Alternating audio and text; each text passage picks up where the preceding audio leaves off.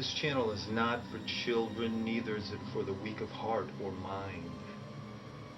Viewer discretion is advised.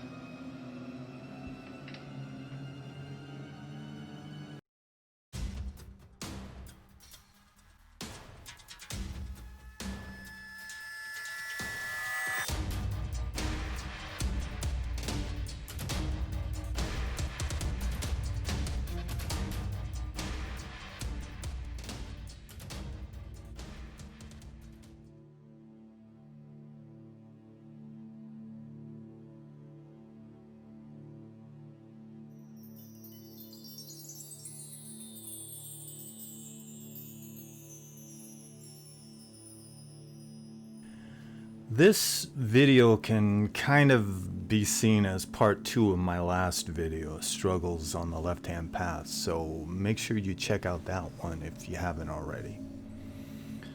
Okay, so when it comes to those who make videos about the left-hand path here on YouTube, what you're going to get is a wide variety of topics. This is because the left-hand path isn't restricted to a single dogma or idea. And for me, at its core, this channel is about the big yet obvious questions concerning the left-hand path, like, why are we doing this? Why do we take this path? Why bother with the books and rituals, the hours of contemplation and study, and what put us on this path?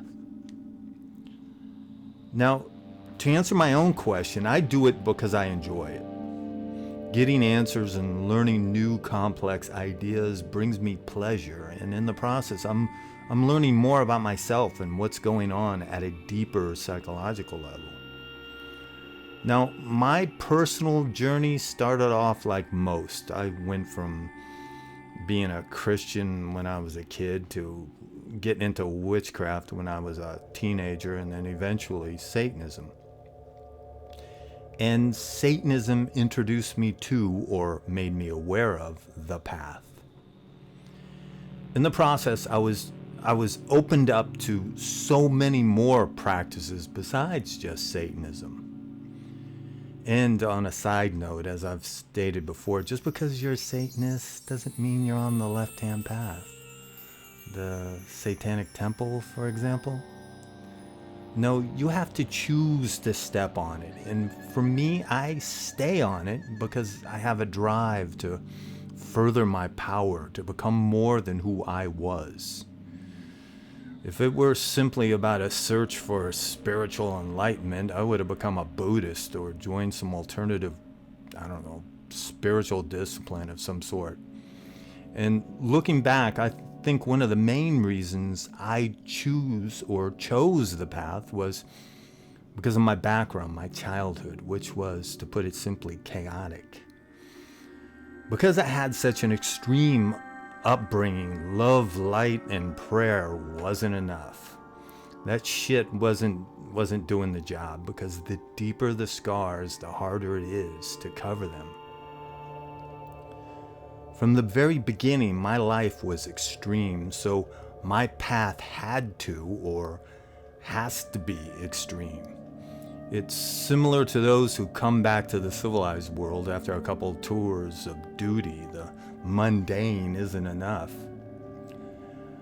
To put it simply, I don't want to be coddled, my hand held and guided down a sunny path, because sunlight hurts my eyes and I don't like to be touched. What I've come to realize is I want to test the limits of life, love, and madness. I have a drive, a will that compels me to do that which the majority is blindly afraid of. This will pushes me to gaze down into the abyss and not divert my eyes. I can't turn away from the horrors of reality, nor do I choose to. And I don't struggle blindly, but I live deliberately with a fervor for existence. Nietzsche called this sense of joy and vitality in an otherwise meaningless world tragic optimism. And Nietzsche also brought up self-overcoming. And the left-hand path is the individual's path to self-overcoming, because the emphasis is on the individual and not, I repeat, not the collective. That's why TST is not left-hand path, because their emphasis is on the collective. They want to better the herd. Now, those who don't get what the path is all about and are still wrapped up in the good, bad, light, dark duality, which was brought to us by our friends the Christians, they think the left-hand path is evil, wicked, mean, and nasty. The truth is, there is no evil, no sin. There's just perspective. And even though it has a negative reputation, at its foundation, the path is a life-affirming philosophy.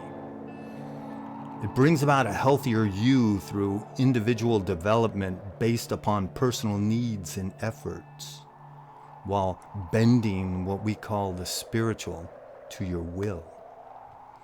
While on the right-hand path, the spiritual path is like a stream, and you're a leaf in that stream with no control where it takes you, because the course has been set and its flow dictates your direction.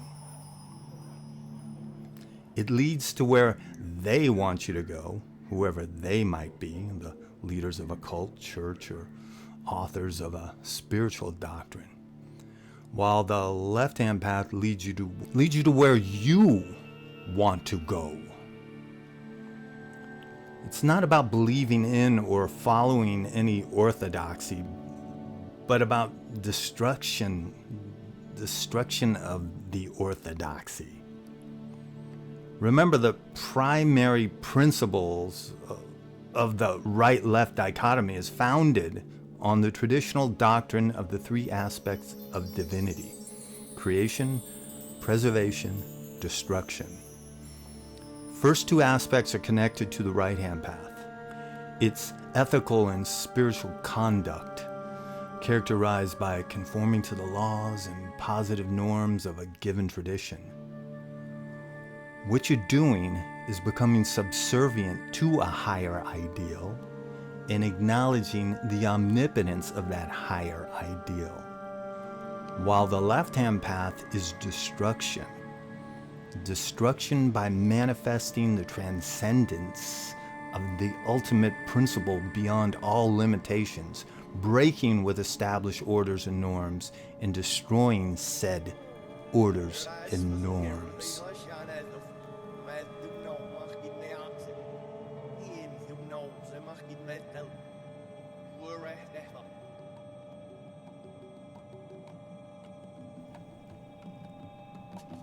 In conclusion, what the path does with all its evil, wicked, mean, and nasty aspects is it awakens you like a slap in the face to the reality that the higher being is not outside, but inside, waiting.